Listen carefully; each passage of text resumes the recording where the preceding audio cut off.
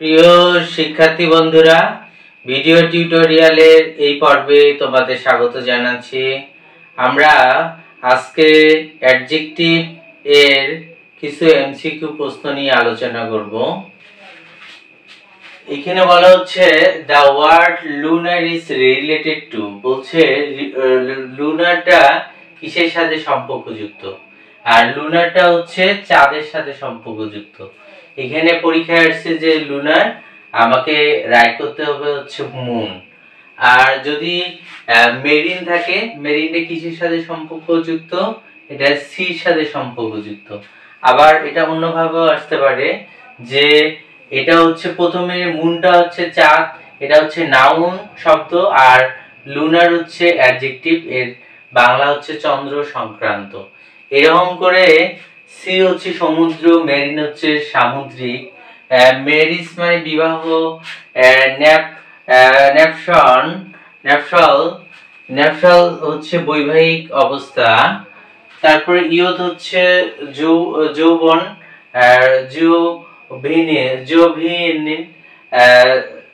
হচ্ছে তরুণ, কাউ হচ্ছে গরু, ব্রভিন হচ্ছে গবাদি পশু সংক্রান্ত, বার্ড হচ্ছে পাখি, অ্যাভিন হচ্ছে পাখি সম্বন্ধীয়, তারপর ভিলেজ হচ্ছে গ্রাম, প্যাস্টোরাল আর রুরাল হচ্ছে গ্রামীণ, এক মানে হচ্ছে ডিম, ওভাল হচ্ছে গোলাকৃতি। পরীক্ষায় যদি ওভাল এটা কোন পার্ট অফ স্পিচ, সেটা হচ্ছে অ্যাডজেক্টিভ। আর এটা হচ্ছে রুরাল, এটা কোন পার্ট অফ স্পিচ, এটা হচ্ছে অ্যাডজেক্টিভ। ভিলেজটা হচ্ছে নাউন। তারপরে যে শব্দটা আছে সেটা হচ্ছে দিস ইজ দিস পেন, বলছে এই হিজটা হচ্ছে কোন অ্যাডজেক্টিভ, নিউমেরাল অ্যাডজেক্টিভ না প্রমিনাল অ্যাডজেক্টিভ। আমরা জানি নাউনের পূর্বে কি বসে, অ্যাডজেক্টিভ বসে। আমরা জানি যে প্রিপোজিশন ছাড়া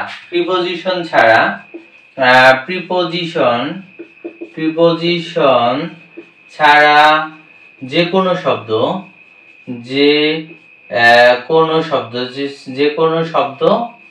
কি হয়, অ্যাডজেক্টিভ হয়।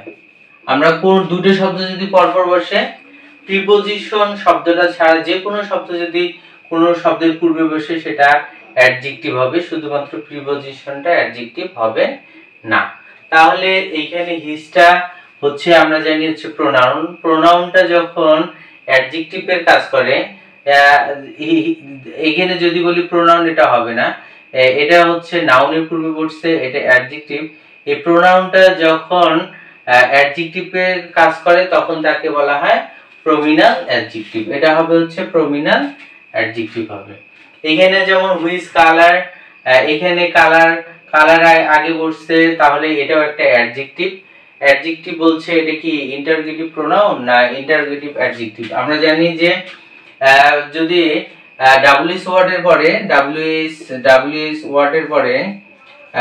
ওয়ার্ডের পরে যদি নাউন বসে, শেষে যদি প্রশ্নবাচক বসে, সেটাকে বলে ডাব্লিউএস ওয়ার্ডের পর নাউন আছে, শেষে প্রশ্নবোধক চিহ্ন আছে, তার জন্য এটা হচ্ছে ইন্টারোগেটিভ অ্যাডজেক্টিভ। আর যদি ডাব্লিউএস ওয়ার্ডের পরে যদি অক্সিলারি ভার্ব থাকে, তারপর শেষে যদি প্রশ্নবোধক চিহ্ন থাকে, তখন তাকে বলে এই ডাব্লিউএস ওয়ার্ডটাকে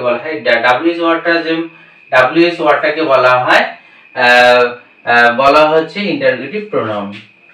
তারপরে বলা হচ্ছে যে নাইদার রিপোর্ট ইজ ট্রু, এখানে বলা হচ্ছে নাইদার রিপোর্ট ইজ ট্রু, এখানে নাইদার এই শব্দের পূর্বে বসছে, তাহলে সেটা হচ্ছে অ্যাডজেক্টিভ। আমি বলা হচ্ছে যে প্রিপোজিশন ছাড়া যে কোনো শব্দ যখন দুটো পরপর বসে, সেটা কি হয়, অ্যাডজেক্টিভ হয়। পরে প্রথমেরটা হচ্ছে নাউন হয়, পরেরটা কি হয়, অ্যাডজেক্টিভ হয়। তাহলে নাইদারটা হচ্ছে একটা অ্যাডজেক্টিভ।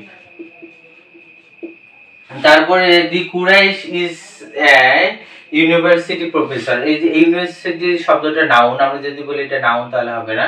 নাউনের পূর্বে বসছে, এখানে বলা হচ্ছে যে আন্ডারলাইন শব্দটা কোন পার্ট অফ স্পিচ, তাহলে নাউনের পূর্বে বসছে ইউনিভার্সিটি, যদিও নাউন, এটা নাউন হবে না, এটা হচ্ছে অ্যাডজেক্টিভ। তারপরে আমাকে এখানে যে প্রশ্নটা আছে, I want to buy a big red car, এখানে এ বিগ রেড কার হবে না এ রেড বিগ কার হবে। এখানে বলা হচ্ছে যে কিছু অর্ডার অফ অ্যাডজেক্টিভের কিছু ধারাবাহিকতা আছে। আমাকে কোনটা আগে লিখতে হবে? আমরা এটা লিখবো এ বিগ রেড কার লিখবো না এ রেড বিগ কার লিখবো? একই শব্দ আছে, কিন্তু এখানে বলা হচ্ছে প্রথমে আমাদের অপিনিয়ন লিখতে হয়। অপিনিয়ন মতামত, বিগ অপিনিয়ন বা গুড, তারপরে ব্যাড হচ্ছে অপিনিয়ন বা মতামত। তারপরে আমাকে যেমন বিগ বড়, এটা হচ্ছে সাইজ, আর এটা হচ্ছে রেড হচ্ছে কালার। আমাকে যেমন এটা যে ধারাবাহিকতা ভাবে লিখতে হবে, প্রথমে সাইজ লিখতে হবে।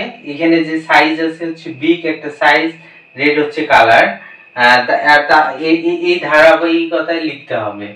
আর এইখানে যদি আমি লিখি বলে প্রথমে হচ্ছে কালার তারপরে সাইজ, তাহলে হবে না। আগে সাইজ লিখতে হবে তারপরে কালার লিখতে হবে। এই ধারাবাহিকতা লিখে এটা রাইট করতে হবে। A big red car, a red big car হবে না। তাহলে আজ এ পর্যন্ত, দেখা হবে পরের টিউটোরিয়ালে।